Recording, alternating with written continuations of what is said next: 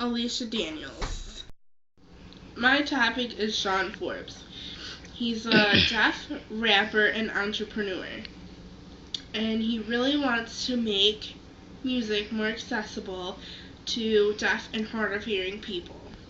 I picked him because I've always been interested in music and everything that has to do with it. So I thought it was awesome that Sean Forbes wants to make it easier for people to listen to music when they can't hear. I basically knew nothing about him before I researched it.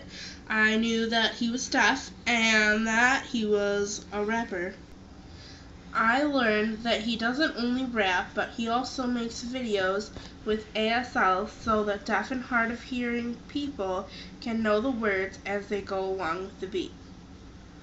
I also learned that he created DPAN, Deaf Performing Artists Network, which is the people who help put together the videos in not only Sean's music, but other people's music as well.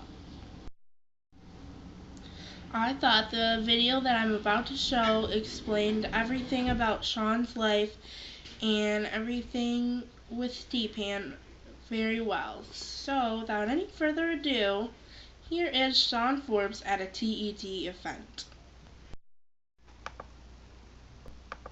That music is something that's heard, but I disagree with that, obviously.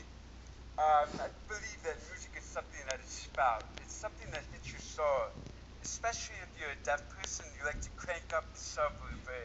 You know, I grew up in Detroit, Michigan, which was a hotbed for music. A lot of famous musicians come from Detroit. Eminem, Kid Rock, Bob Seger, Ted Nugent, the list goes on. I became deaf at the age of 9 months old from spinal meningitis, and I'm sure that it really hit my parents hard because they felt like they would not be able to share the one thing that they loved with me. They were wrong. My parents noticed that I had a knack for banging on things. I was always trying to make music, and I just had like this natural rhythm. So naturally, when I was 5 years old, my parents decided to buy me a drum set. And from that point forward, all I wanted to do was music. I wanted to be a rock star from the time I was 5 years old. So, you know, growing up, I was involved with bands and different things like that, and I was always trying to find music, you know? I was just trying to find a career in music. But naturally, when I was in high school, my parents encouraged me to go to college because I saw firsthand that being successful as a musician doesn't always happen the way you want it to. You know, to be like the Bob Segers and the Eminems of this world. So I went to the Rochester Institute of Technology in New York, and I went from a school with about 40 deaf and hard of hearing students to a college with about 2,500 deaf and hard of hearing students. It was there that it really hit me that music was what I really wanted. When I was a student at RIT, I majored in everything. I just kept switching my major because I knew the one thing that I really wanted was music. And it was just during this, my second year at RIT that I decided to leave school. And I moved back home to Detroit.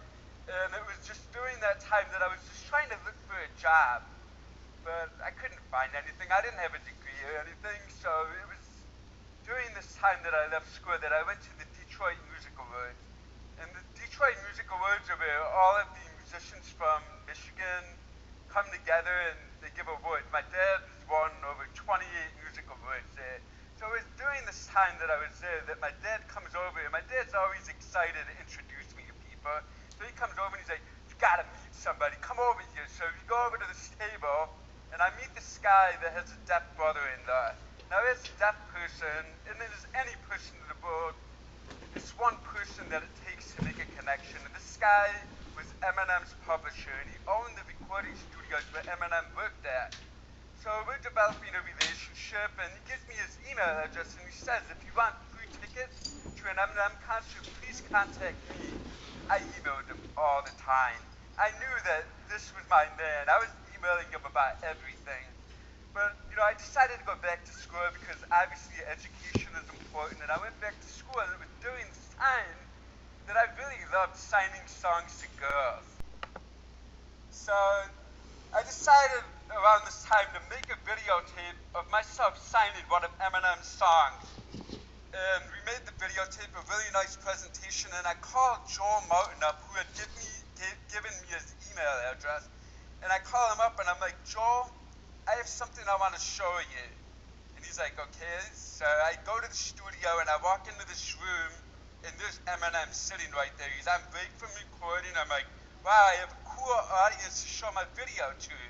So we're watching the video, and at the end of it, Eminem looks at me and he's like, deaf people like music?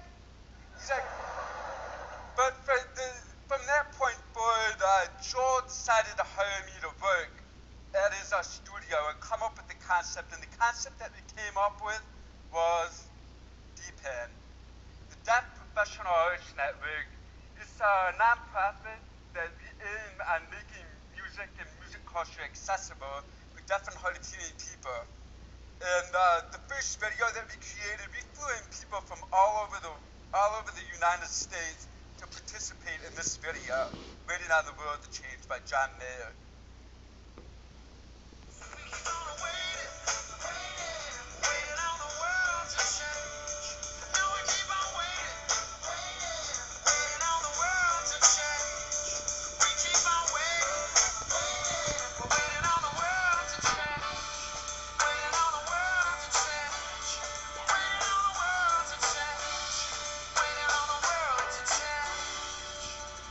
That little girl, she's 7 years old now and she loves music. She wants to do a music video as Taylor Swift or something like that. I mean, she loves music, and that's what I wanted with DPEN, is I wanted to make music and music culture accessible. And as an artist myself, I've written my own songs, and this next song that I'm going to show you, I believe, is one of the most accessible videos out there. It's a song called I'm Deaf. So deaf, deaf and the deaf kid. So deaf. My name's Sean, but they call me C. Got a message here I'm delivering. Look, I understand that you might be leery. Getting music beats from the heart of hearing. So what matters next to me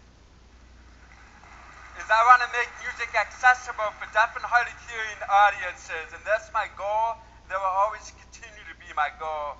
So we got to get to know each other. But I'm going to let the next speaker go, and I'll be back at 3 o'clock to perform for you all. So stay situated, and I'll be back to rock the house. Thank you.